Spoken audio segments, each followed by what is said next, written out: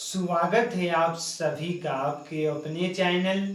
Eklavya education centre की इस नए वीडियो में। दोस्तों, आज की इस बेहद ही महत्वपूर्ण वीडियो में हम यह जानने का प्रयास करेंगे कि बैगन की फसल में शैम्पू के प्रयोग करने से हमें क्या क्या लाभ प्राप्त हो सकते हैं, और इसके साथ साथ यह भी जानने का प्रयास करेंगे कि हम अपने बैगन की फसल में शैम्पू का प्रयोग कैसे कर सकते हैं। तो चलिए इस बेहद ही महत्वपूर्ण वीडियो की शुरुआत करते हैं।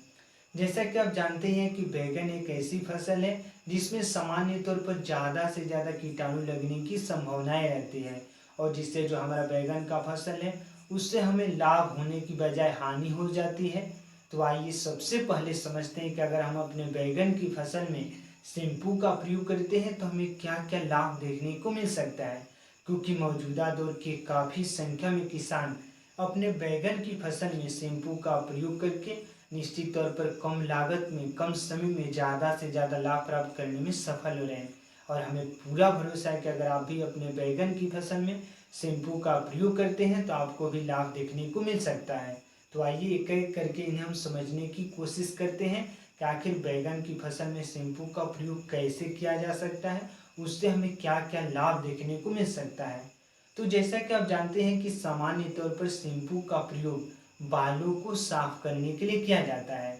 लेकिन इसका प्रयोग निश्चित तौर पर बैगन की फसल में भी किया जा सकता है। और जैसे इसके बैगन की फसल में प्रयोग करने की सही रणनीति पर जब हम बातें करते हैं तो हमें बैगन की फसल में इसका प्रयोग हम स्प्रे के माध्यम से आसानी से कर सकते हैं। यानी 2 से 2.5 ml प्रति लीटर के हिसाब से हमें शैम्पू को ले लेना है और उसका घोल बना देना है, और घोल बनाने के लगभग आधे घंटे बाद हमें अपने बैगन की फसल में इसका स्प्रे कर देना है। और जैसे ही स्प्रे करेंगे तो निश्चित तौर पर हमारे बैगन की पत्तियां पूरी तरीकों से साफ हो जाएंगी। उस पर लगे जितने भी बैक्टीरिया होंगे, छोटे छोटे कीटाणु होंगे, वह पूरी तरीकों से साफ हो जाएंगे। और जिससे जो हमारा बैगन का फसल है उस पर अगर सूर्य के प्रकाश जितने पड़ेंगे उनको वह अच्छे तरीकों से फोटोसिंथेसिस की प्रक्रियाओं के माध्यम से भोजन में तब्दील करने में सफल हो पाएगा हमारा बैगन का पौधा। और इसके साथ साथ अगर फोटोसिंथेसिस की प्रक्रिया अच्छे तरीकों से हो रही है तो निश्चित तौर पर उसमें न्यूट्रिएंट एब्जॉर्ब करने की क्षमताएं भी बढ़ेंगी।